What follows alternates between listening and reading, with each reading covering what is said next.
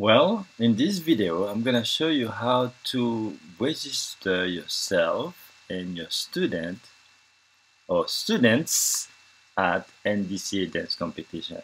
Now, if you are a new instructor, you never competed before, and you'd like to know how to do that, this video is going to help you go over the process of registering yourself as a professional and also your students as students so that they can compete with you. Okay? Also, this video is going to help you even if you competed before. For example, if you worked for franchise studios such as Arthur Murray and Fred Astaire's, there's a chance that you might not, you probably were not involved in the paperwork. So the studio manager usually they do that. So therefore, your job was just to get on the floor and dance. Okay. Now you had no clue how to register, your student because you were not involved in the paperwork, right? So this video is gonna also help you. So let's get started. First, we go to ndca.org. Okay, so we are ndca.com. Now we click on registrations and rules. This, if you are already a member, you can log in. If you're not, you just have to click new registrant. Okay. Now that you click on that, the next page will be to register. So in this scenario, it's very straightforward. You see first name, last name, select male or female, email address, and password. So because you are creating an account, okay? So make sure you choose a password you can remember, and also an email that you actually use. So for this video, I'm gonna register my son. Okay, he's only 4 years old. He's not dancing yet, but I want to show you how to do that. So I can't use my name because I'm already registered, right? So I'm gonna use my son's name to show you how to do that. So first name Nicolas, last name Benoit, male, and then you put an email address, okay? And this email address should be your studio email address or your personal email address, okay? And you're gonna use the password. So I think the password, it says a minimum of 8 characters, so, and also includes numbers and letters. Oops, what I didn't work. So I'm gonna make sure that I have, yeah, okay. So basically 8 characters, right? And it has to be numbers as well. One of them has to be number. So okay, I successfully created a password. You can save it or not. So the next page, alternative name, you don't have to, but business name, so it's important. Even though it says optional, I would suggest you put your name. If you don't have a dance studio, put your name, for example Nicolas Benoit, or if you have a dance studio, in my case I do, I'm gonna put my dance studio's name. Okay, so under business name, even though it is optional, I will still put it. That way you get contacted sometimes, there's many reasons to do that. So Palm Beach Dance, and then I put my address. The address is your studio address or your personal address if you don't have one, if you don't have a studio, and then click your continue. Now this page, you're gonna see 2 categories, amateur, professional. So for your student, you're gonna choose the amateur, but for yourself, you're gonna choose professional. Now, I would suggest you don't click any other things other than just professional at this point. I know there are many different types of professional, but this video we're talking about you declare yourself as a professional, okay? And you have student. The next page is registration, okay? So you're gonna click you're gonna check professional competitor, okay? You're not registering as an adjudicator. You are registering as a professional competitor, okay? Click continue. Here, if you have credential, you can check any credential you have. If you don't have credential, leave that, don't check anything, okay, and then click continue. Because if you click any category here, you have to provide the certificate that you got. So it's gonna take you to the next page, which is different.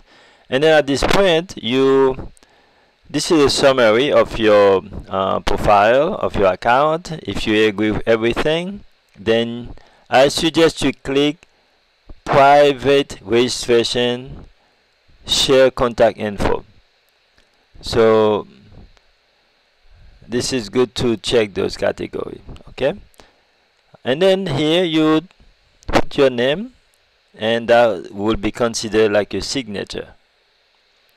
Technically, your registration is done after doing that. The next option you're gonna have is to either complete the registration by click finish and pay, or if you have students, which you do, you're gonna save and add another registrant. Ideally, you want all the students to be under your account, and then from that account you can add anybody you want. Okay, the next student you're gonna add is Anna. That's a name I created. I don't actually have a student called Anna, but I'm putting her name. Anna Williams, female. And guess the email address. It's not her email address. It's my business email address or my personal email address. Remember, you're adding student to your account. Okay? So it's important to put your email address, because you don't want people to contact your student, you know. So then after you click continue, then you can go to the same process. Here I will say, if I'm gonna put anything, it will be under the business. Okay, I'll put the business name, the business address, the business phone number. Remember, you do not want professional to contact your student, so you put your number. Okay, and click continue. Now this is a very important page because it has the amateur and the professional. Now you already did the amateur, so now you already did the professional. You're gonna click on amateur. Now in the amateur category, there are very different types, right? So here it comes already checked in, adult. So this one, you're gonna go down and click and check the Pro-Am student dancer.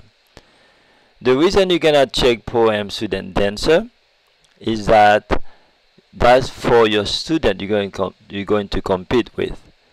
Okay, let's say for example you have a student, she's about 20, 30, 40, whatever age she is, she's competing with you as a professional, then that's the category she belongs to. Okay, and she's gonna pay $25 for the year. Another category you have, for example, that same student that competes with you, if she also has an amateur partner that she competes also, then you have to click amateur competition, which is $50, but as you can see, is also included the Pro-Am. Okay, now but if she competes only with you, then it's Pro-Am student dancer, and it's $25. Now the amateur, if she has an amateur, is $50. Okay, because she can compete with you and her amateur partner. Now in this case, if the amateur partner is very young, for example a kid that is 8, 9, 10 years old, so you're gonna click student instead of adult. Okay, and as you can see, the price is different. It's $25. So a student like this can compete with you as a teacher, and also can compete with another amateur partner. Okay, and then when you're done, you click continue. Then here I will uncheck the private registration and the share contact info. Why? Well, I do not want other professionals to contact my students, so that's why I uncheck those. Okay, and all the information has to be about the dance studio. The only thing different should be her name or his name will be different. But everything is about the studio information, such as the address, the name, the business name, the address, the phone number is all about the dance studio. Okay, and here I will um, erase the first one and put her name, and I will consider a signature. And once you do that, you can click save and add another registrant, or you can finish and pay if you do not have another student to register. Okay, so at this point we're pretty much done. It's just when you put finish paying, if you're done, click on finish and pay. That should take you to the next page to actually pay. Okay, thank you. Bye bye. If you like this type of video, please click the like button and subscribe to this channel.